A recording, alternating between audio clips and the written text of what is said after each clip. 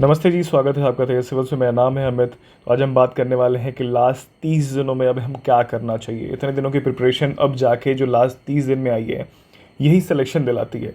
जो अभी तक प्रिपेयर्ड नहीं थे या जो अभी तक जितने भी प्रिपेयर्ड थे ना, मायने नहीं रखता, क्योंकि लास्ट 30 दिन में जो आप करने जा रहे हो वही आपको प्रीलिम्स का जो हर्डल है वो क्रॉस कराने वाली है। बात यह है कि अब हमें टाइम है कि गियर को शिफ्ट करें, क्योंकि अभी तक जो चल रहा था ठीक है भाई, आप कितने भी अच्छे प्रिपेयर्ड थे, कितने भी ख़राब प्रिपेयर्ड थे, कोई दिक्कत नहीं है, लेट बाईकॉन्स बी बाईकॉन्स। लेकिन टाइम टू शिफ्ट गियर। अब कौन सा गियर कैसे शिफ्ट करना है सबके बारे में बात करेंगे। बात यह है दोस्त कि ध्यान देने वाली बात यह है कि जितना भी एंजाइटी है ना अपने अंदर, जितना भी रेस्टलेसनेस है, वो साइड कर दो। क्योंकि ये 30 दिन ना सारा गेम है दिमाग को चिल रखने का और एकदम क्लियर रिवीजन से फोकस्ड होकर रिवीजन प्लान को एग्जीक्यूट करने का। तो बात करते हैं पहले किन किन चीज़ों को ना हम लोग फैक्टर इन कर लेते हैं, जो अभी समाज में, जनता में, या फिर यूपी पीसीएस जो ये पूरा सर्किल है या फिर ये सीन है एग्ज़ाम का, उसमें ढेर सारे कन्वर्सेशन चल रहे हैं, बहुत से नॉइजेस चल रहे हैं। पहले उनको फैक्टर इन कर लेते हैं, वो कौन से नॉइजेस हैं। तो नॉइजेस कौन कौन से हैं बात कर लेते हैं इस पर। तो पहला नॉइज़ है कि number of seats. Number of seats कहीं पे आप सुनोगे कि 600 से प्लस है, कहीं सुनोगे 800 प्लस है। मैंने कुछ दिन पहले ही डाला है ना, क्योंकि मैं पिछले 2 महीने से कंफर्मेशन के लिए बहुत लोगों से पूछा हूँ, और कुछ लोगों से तो बहुत अच्छे से पूछा हूँ, कई बार पूछा हूँ, अपने सामने फ़ोन करवा के पूछा हूँ। मतलब ये नहीं बता सकता किससे पूछवाया अंदर से, क्योंकि हैं लोग, है ना, ट्रस्टेड लोग थे। कुछ लोग 1000 सीट भी बोल रहे हैं कि 1000 सीट आ रही है। वो भी लोग, कुछ लोग ऐसे हैं जो विश्वस्त सूत्र हैं उनके अंदर हैं। तो there are variation in seats. ठीक, चलो मान लेते हैं सीट्स बढ़ गई हैं, है ना, हमारे लिए ज़रूरी है, क्योंकि जो इंसान अभी वीडियो बना रहा है वो 200 जब सीट आई थी, मतलब उस पर भी प्रीलिम्स निकाला हुआ है मैंने 200 सीट पे। तो जब 200 सीट पे फॉर्म आया था और 380 या 370 सीट पे रिजल्ट आया था, तो मायने रखता है, बहुत ज़्यादा मायने रखता है। क्योंकि जब आप मेंस के आंसर लिख रहे होते हो, जब मेंस अपीयर कर रहे होते हो, तो वहाँ पे बहुत ज़्यादा गेम हो जाता है। यहाँ पे ना आधा आधा नंबर, 0.6 नंबर, 0.3 नंबर, वहाँ से आप बाहर होने लगते हो। तो ये मायने रखता है, कंसिडर कर लेते हैं, फैक्टर इन कर लेते हैं। दूसरा है एग्जामिनेशन डेट की बात चल रही है कि अलग अलग डेट भी होने वाला है। मैंने खुद वीडियो बनाया हुआ है, उसकी भी कंफर्मेशन आ चुकी है। तो नॉर्मलाइजेशन फैक्टर की बात होती है उसमें कि यार 2 डेट है, 2 अलग अलग पेपर्स रहेंगे, किसको आप आसान मानोगे, सेम प्लेटफॉर्म पे कैसे रखोगे। कुछ ना कुछ तो कठिन, कुछ न किसी दिन कठिन हो जाएगा, किसी दिन ईजी वाला पार्ट होगा, उस पर भी हो हल्ला होगा। चलो उसको भी कंसिडर कर लेते हैं। और तीसरी जो आती है वो एकदम पेपर से रिलेटेड है, जो हम फैक्चुअली देख रहे हैं, पिछले साल से, कुछ सालों से एनालाइज किए हैं कि यार पैटर्न चेंज हो रहा है ना। तो मल्टीपल स्टेटमेंट क्वेश्चंस पढ़ रहे हैं, और कुछ कुछ चीज़ें अपना जो कह रह सकते हैं यूपी पीसीएस का जो नेचर रहा है एग्जामिनेशन को लेके, single statement question, factual question, one liner question, वो थोड़ा कम हो रहा है और मल्टी स्टेटमेंट क्वेश्चन ज़्यादा हो रहे हैं। चलो ठीक है, इसको भी रख लेते हैं। ठीक, हम बात कर चुके हैं, तीनों पे बात की है थोड़ा थोड़ा कहीं ना कहीं। अब बात आती है ना दोस्त कि ये कुछ नहीं काम आता है। ठीक है, जब आप पढ़ाई कर रहे होते हो ना, तो ये कुछ भी मैटर नहीं करता है। ये तीनों चीज़ें हमारे काम की नहीं है। जब ये काम की तब आती है ना, जब लुटिया डूबने वाली होती है, जब आप एकदम ही बॉर्डर पे खड़े हो, यहाँ पे, कि एक क्वेश्चन बाहर तो यहाँ चले जाएंगे, एक क्वेश्चन अंदर तो प्रीलिम्स पे लिस्ट में आ जाएंगे। तो यहाँ पे हम डिस्कशन नहीं करेंगे। आप अपने आप को इस कैटेगरी में रखते हो तो वीडियो आगे मत देखना, ठीक है, क्योंकि तुम्हें बहुत समय मिल चुका है। निर्लज्ज हो गए अगर पढ़ाई नहीं की होगे, तो I am really sorry with for that, है ना, कि अगर अभी तक आप पढ़ाई नहीं की है, इतना समय मिलने के बाद भी, और ये सब चीज़ों के बारे में डिस्कशन हो रहा है, तो बेवकूफ़ी है। ठीक, छोड़ दो इसको, है ना। अच्छे एस्पिरेंट हो, पढ़ाई की हो, इसको मैटर ही नहीं करता तुम्हारे लिए। बात क्या करते हैं हम, बात कर रहे हैं पढ़ाई लिखाई करने के बाद क्या करना है, हमें कैसे रिवीजन एग्जीक्यूट करना है। हम जब अपना रिवीजन एग्जीक्यूट कर लेंगे 30 दिनों में, हमारा लिख के प्रीलिम्स क्लियर होगा। बात ये है, हमें इन सब चीज़ों की ज़रूरत नहीं है। चलो नेक्स्ट देखते हैं। अब फोकस किस पे करना है। फोकस देखो, इररिस्पेक्टिव ऑफ एवरीथिंग, लास्ट 30 दिनों में कोई वर्किंग है, कोई वर्किंग नहीं है, कोई फुल टाइम प्रिपरेशन कर रहा है, कोई फुल टाइम प्रिपरेशन नहीं कर रहा है, कोई मैटर नहीं करता। ठीक, सब लोग सेम जोन में आ चुके हैं। पढ़ाई नहीं करोगे, बाहर हो, चाहे कितना भी पढ़े हो और चाहे नहीं पढ़े भी पढ़े हो। अगर आप 12 घंटा दे सकते हो, 14 घंटे दे सकते हो, 16 घंटे दो, कोई 8 घंटा में प्रीलिम्स निकालेगा। लेकिन लास्ट ये 30 दिन सबके बराबर हैं। अब हम बात कर रहे हैं कि अगर अभी तक आप टेस्ट सीरीज़ दे रहे थे, ठीक है, टेस्ट सीरीज़ दे रहे थे और किसी का स्कोर अच्छा आ रहा था और किसी का स्कोर ख़राब आ रहा था। अच्छा, मैं यहाँ पे आपसे रिक्वेस्ट करूँगा जिन्होंने कुछ टेस्ट दे लिए हैं, 5-6 टेस्ट दे लिए हैं, अपने आप को टेस्ट कर लिया है। पर्पस क्या था ना, हमारा दिमाग खोलना थोड़ा पर्पस था कि किस तरह से किस टॉपिक में कैसे कैसे क्वेश्चन आ सकते हैं, तो हम सेम टॉपिक को किस तरह से पढ़ेंगे अब लास्ट 30 दिनों में। जो हमारा ओरिएंटेशन चेंज, इतना तो दिमाग में होगा ना कि कोई क्वेश्चन सॉल्व कर रहे थे तो किस तरह से क्वेश्चन सामने आया था, वो था ना। तो अब इतना तो भूल जाओगे तो बहुत दिक्कत हो जाएगी दोस्त। तो अभी के लिए थोड़ा सा इसको पॉज कर दो, इसको पॉज पे रख देते हैं, टेस्ट सीरीज़ वाले पार्ट को इसको यहाँ पे अभी रोक देते हैं, ठीक है। जो नहीं दिया वो अपना अलग अप्रोच यूज़ कर सकता है, या फिर जो नहीं दिया उसके लिए भी मैं बताऊंगा अभी, ठीक है। तो यहाँ पे अब इसको पॉज कर देते हैं, टेस्ट सीरीज़ अभी नहीं लगाना है, ठीक। अब आती है क्या करना है। तो नेक्स्ट 15 से 20 दिन, यानी अगर आज 21 तारीख है और ये मैं मान के चलता हूँ ये सितंबर का महीना है, तो 30 दिन का महीना है, तो 11 दिन 9 दिन तो इधर हो गए और मोटा मोटी अपना 10-11 उधर लेके चलो अक्टूबर में, ठीक है। तो मैं मान के चलता हूँ कि अक्टूबर 10 तक का मैं आपको ये स्ट्रेटजी बता रहा हूँ, ऊपर नीचे कर लेना आप, ठीक है। तो ये मान के चलते हैं कि हम कोर रिवीजन पे फोकस करने आ रहे हैं, मतलब जितनी भी चीज़ें हम पढ़े हैं उसको बहुत ही स्ट्रीमलाइन मैनर में। और बात क्या होने वाली है कि किस प्रिज्म से देख के, है ना, क्या अप्रोच रखेंगे, ठीक है, कि ये सारी चीज़ों को रिवीजन करने के लिए। और मैं उसी पैटर्न में बताऊंगा कि मैं जिसमें बताया है कि वो गणित किसी भी एग्ज़ाम को क्लियर करने का, और किसी भी क्या बात हो रही है, अब तो यूपीपीसी प्रीलिम्स की बात हो रही है ना, तो इसी की गणित पे बात करेंगे, उसी हिसाब से रिवीजन की बात करेंगे, ठीक है। तो नेक्स्ट 15 to 20 डेज हम नहीं, टेस्ट सीरीज़ कुछ नहीं छूने वाले हैं। उसके बाद, है ना, अगर आप ये 15 दिन का मान के चलो तो नेक्स्ट 5 डेज आपको टेस्ट के लिए रख लेना, जब रिवीजन कर लेना तो टेस्ट के लिए रख लेना। और ये भी बहुत ढेर सारे टेस्ट की बात नहीं कर रहा हूँ, 2 से 4 टेस्ट लगा लेना। उससे क्या होगा कि थोड़ा सा और कॉन्फिडेंट बिल्डअप हो जाएगा। इफ़ एनी कुछ अगर गलतियाँ हो रही होंगी तो फिर से हमारे पास रिवीजन का क्वेश्चन बचेगा 10 दिन का, फिर से हम उसमें रिवीजन बहुत अच्छे से करेंगे। तो ऊपर क्या होगा, टेस्ट एंड ट्रायल चलता रहेगा, हम उसमें अपने आप को आगे बढ़ाते जाएंगे और अपने दिमाग को ओरिएंट करते जाएंगे, राइट। तो बात आती है फोकस किस पे करना है, ठीक है ना। अभी करंट अफेयर्स ढेर सारे लोगों ने अलग अलग माध्यम से पढ़ रखा होगा, कोई घटनासार पढ़ा होगा, कोई XYZ की माफ़ कीजिएगा, कोचिंग की जो मटेरियल होंगे पढ़े होंगे, बहुत अच्छी बात है, अपना वो जो फॉलो कर रहे हैं कीजिए। मेरे कहने का मतलब क्या है कि ध्यान देने वाली बात ये है ना दोस्त, कि अगर मैं मल्टीपल स्टेटमेंट क्वेश्चन की बात कर रहा था, ठीक है, मल्टीपल स्टेटमेंट क्वेश्चंस की बात कर रहा था, तो किन एरिया से ये आ सकते हैं, मैं ध्यान से सुनिएगा कौन कौन से एरिया से आ सकते हैं। तो पहला आपका है करंट अफेयर, दूसरा है पॉलिटी, तीसरा है आपका ज्योग्राफी। यहाँ पे कंसेप्चुअल टेस्टिंग होती है आपकी कि आपने मल्टीपल कितने लेयर तक कोई चीज़ पढ़ी हुई है।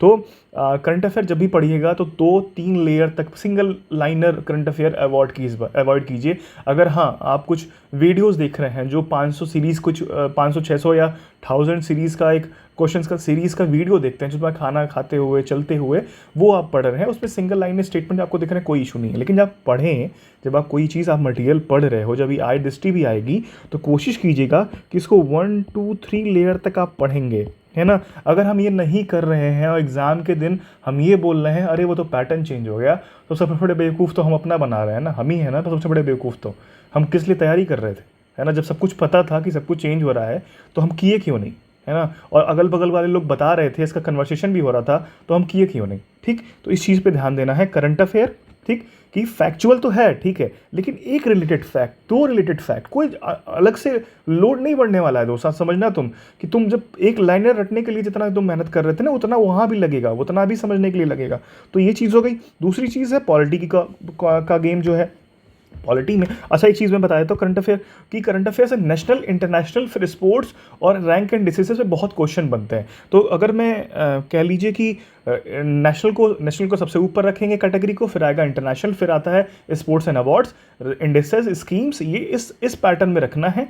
अपने ओरिएंटेशन को चेक में रखिए, मल्टी स्टेटमेंट क्वेश्चन के हिसाब से पढ़िए, तब जाके गेम सेट है। फिर उसके बाद कोई दिक्कत की बात नहीं है, चाहे वो 30 आए, 40 आए, 50 क्वेश्चन करंट अफेयर से ला दें और आप कर लोगे, कोई दिक्कत नहीं आएगी आपको, है ना। तो सेशन रीजन आए या फिर 1, 2, 3 करके स्टेटमेंट आए, कोई दिक्कत नहीं आने वाली अपने को।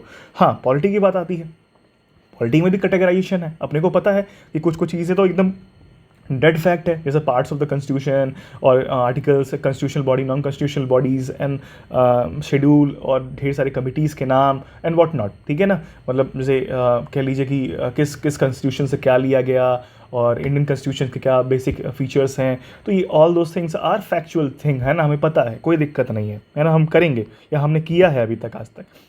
एडेड चीज़ें क्या करनी है कि जब भी हम कंसेप्चुअल रिलेटेड चीज़ पढ़ें, अब रिवाइज करें, यानी एफआर हो गया, डीपीएसपी हो गया, एफडी हो गया यानी फिर फंडामेंटल ड्यूटीज़ हो गया, सेंटर स्टेट रिलेशन हो गया, प्रेस हो गया या फिर गवर्नर हो गया, पीएम हो गए या फिर सीएम हो गए, ठीक है, सीएम हो गए, पार्लियामेंट हो गया या फिर स्टेट लेजिस्लेचर हो गया, ठीक है। ये सब चीज़ें जितना भी हम रिवाइज करेंगे, टेक अ पॉज है ना, थोड़ा सा अगल बगल की चीज़ें थोड़ा सा देख लेना जो अंडर रिलेटेड चीज़ें होंगी, या फिर इमरजेंसी वाला पार्ट हो गया, ठीक है।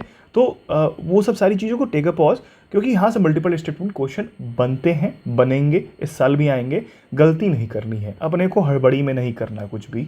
तो ये चीज़ हमें अभी आज के दिन में, हमारा यहाँ पे 20 क्वेश्चन है, हमारा सिलेक्शन है पॉलिटी, याद रखना। ये 30 क्वेश्चन, ये हमारा 20 क्वेश्चन, ये सिलेक्शन देने वाले हैं दोनों के दोनों सब्जेक्ट। हम बाकी चीज़ों पे ज़्यादा रिलाई नहीं करने वाले, यहाँ से निकालेंगे सारे के सारे क्वेश्चन को, ये याद रखना।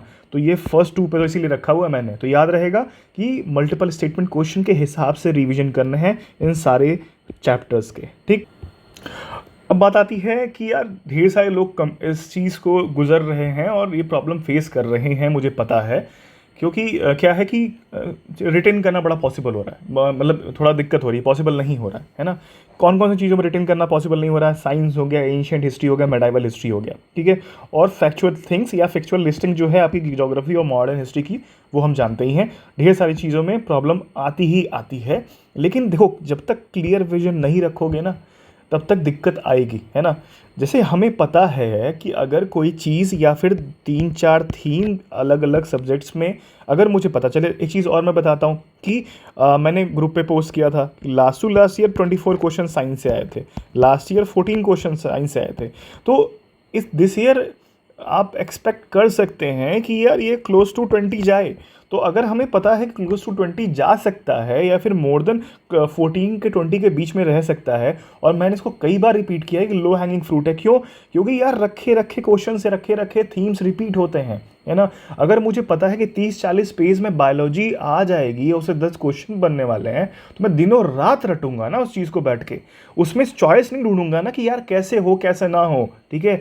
आपका प्रीलिम्स क्लियर करना उस पर डिपेंड करता है, आपका जितना भी नॉलेज है, अंडरस्टैंडिंग है इस पूरे सिविल सर्विसेज की जर्नी का, वो शोकेस करने का मौका आपको मेंस में तभी मिलेगा जब आप ये रट उठ के क्लियर करोगे दोस्त, है ना। जब आपका क्लियर रहेगा, प्रीलिम्स क्लियर करोगे तभी आगे बढ़ोगे ना। इसलिए मतलब समझो कि आप सुबह उठो, रोज आधा घंटा 40 मिनट अलग अलग स्लॉट बना दो रटने वाली चीज़ों के आपको, और दिमाग में अदरवाइज होना ही नहीं चाहिए कि अच्छा यार ये समझ के कर लें। नहीं, कुछ नहीं समझना हमको, समझ के कहाँ ले जाओ, कौन सी बायोलॉजी में चीज़ें रट लोगे तो कौन समझ के आ जाएगा तुमको। यार अभी तक 12th के बाद या फिर 10th के बाद बायोलॉजी बहुत लोगों ने छुआ तक नहीं, देखा तक नहीं। अब मतलब न्यूज़पेपर में कोई या फिर कोई डिजीज़ आ गई तो फिर टर्मिनोलॉजी सुन ली, कौन सा काम आ रहा है मेरे यार। वो हमें क्या करना है, एग्ज़ाम निकालना है, क्लियरली एग्ज़ाम निकालने के रट्टा मारना है, मारेंगे।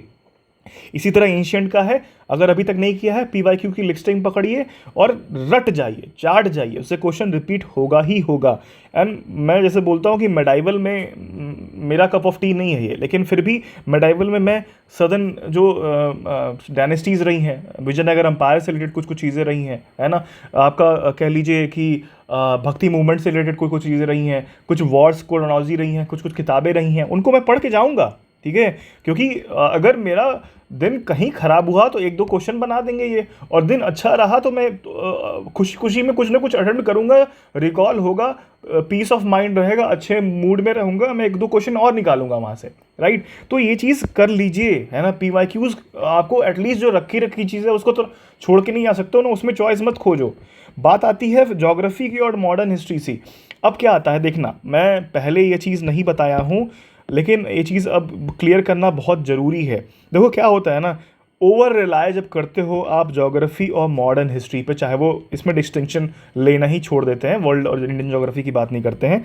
जब आप वर्ल्ड ज्योग्राफी या फिर इंडियन ज्योग्राफी या फिर माफ़ कीजिएगा, हाँ, मॉडर्न हिस्ट्री जब आप ओवर रिलाय कर देते हो ना, पूरा टाइम इसी पे गुजारते रहते हो और अपने एरियाज़ को डाइवर्सिफाई नहीं करते हो, तो नॉर्मली होता क्या है, ह्यूमन टेंडेंसी है आप समझना कि मैक्सिमम टाइम आपने यही दोनों जगह दिया हुआ है।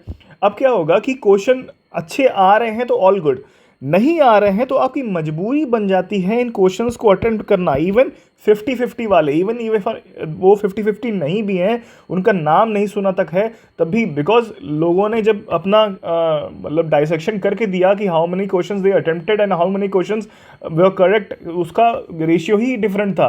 वो साफ मालूम चल जाता है कि आप एकदम डेस्परेट हो चुके हो, क्योंकि आपको क्वेश्चन नहीं भी आ रहा तब भी आप अटेम्प्ट कर रहे थे, क्योंकि आपने बहुत ज़्यादा समय दे चुके हो।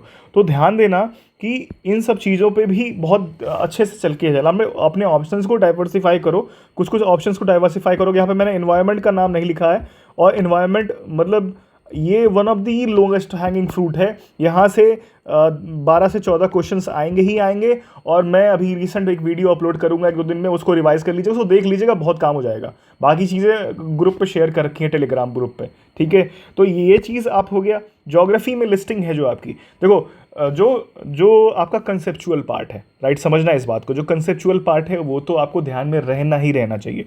मान लो साइक्लोन की बात कर दी कि इंडिया के नदर्न रीजन में आपका टेम्परेट साइक्लोन का रीज़न क्या है, या फिर जो साइक्लोनिक कंडीशन बनती है बे ऑफ बंगाल में उसका रीज़न क्या है, तो वो तो कंसेप्चुअल पार्ट है ना। लेकिन अगर मैं बात करूँ कि यार इस फला साइक्लोन का ये नाम बोला जाता है, किस रीजन में बोला जाता है, तो रट्टा मारना पड़ेगा ना आपको, या फिर ये पर्टिकुलर सेट ऑफ कंडीशन है तभी हो पाएगा। तो कुछ कुछ चीज़ें रट्टा मारनी पड़ती हैं, तो ये लेके चलो कि कुछ कुछ चीज़ें आपको रट्टा मारनी पड़ेगी, कुछ कुछ चीज़ें कंसेप्ट वाली हैं।